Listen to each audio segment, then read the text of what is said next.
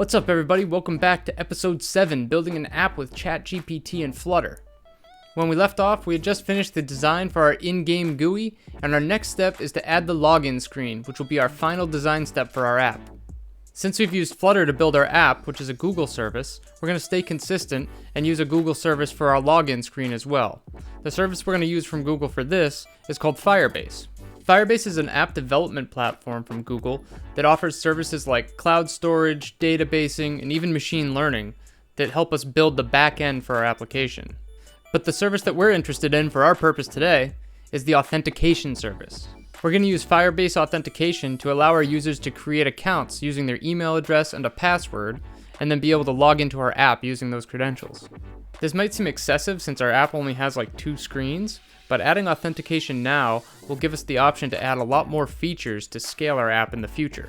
This will allow us to use Firebase to build custom user profiles that could include things like custom game setups and avatars that give each user a unique experience with our app.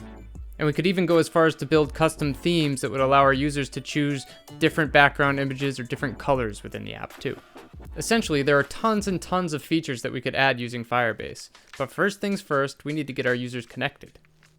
Up to this point, we've had a lot of success basically just using ChatGPT to create our app, but now that we're introducing an additional platform into the mix with Firebase, things are going to get much more complicated.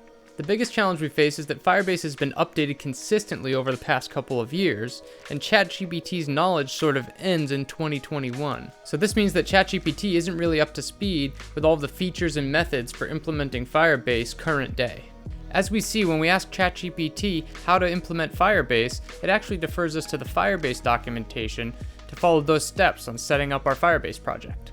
So in order to create our login system, we're actually going to have to use ChatGPT alongside a number of other resources, starting with the Firebase documentation, and then utilizing things like Stack Overflow, Google Search, and even YouTube videos.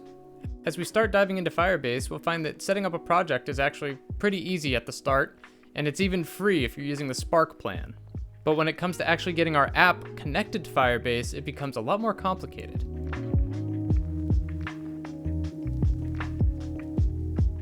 After reading a lot of documentation, watching videos, and reading through Stack Overflow posts, we finally got everything installed in our project to get our app connected to Firebase. With that in place, now we can use ChatGPT to create the code to actually use our Firebase project to create and authenticate users in our app. As I was working out how to do all of this, I actually came across another great resource, which is medium.com, and I found this article by Harsh that we're actually going to use to lay out the framework for our login system. If you want to check that article out and maybe use it for yourself, there's a link in the description. We start by creating a few new files, one for each screen that's going to be in our login system.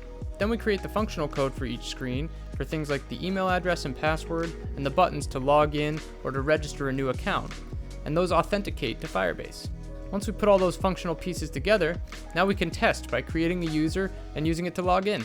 Once everything is working properly, now we can focus on the appearance of these screens and work to get them all consistent. This requires a little double work because these screens are in separate files within our project, but in the end we get a look that works well with the overall visual theme of our app. And speaking of the visual theme, I wanted to talk a little bit about the background images that we've been using throughout the design process here. A couple nice things about being able to use background images is that they add a lot of visual depth, and they also allow us to control the user's experience and make it a little more immersive for our users. With our in-game experience, we have the road background that takes our user on the path to their game, and then once they enter the game screen, we gave them this much more open world sort of magical background image. When it comes to our login system, we used a consistent image across the screens where users are doing things like entering their email and entering credentials and things of that nature. And then we added a different image to the password recovery screen because it's supposed to give the user a little bit of a different experience. They're doing a different type of task when they go to recover their password. And we also have a little bit of fun with it because the password recovery screen is like a locked dungeon that the user has to reset their password to get out of.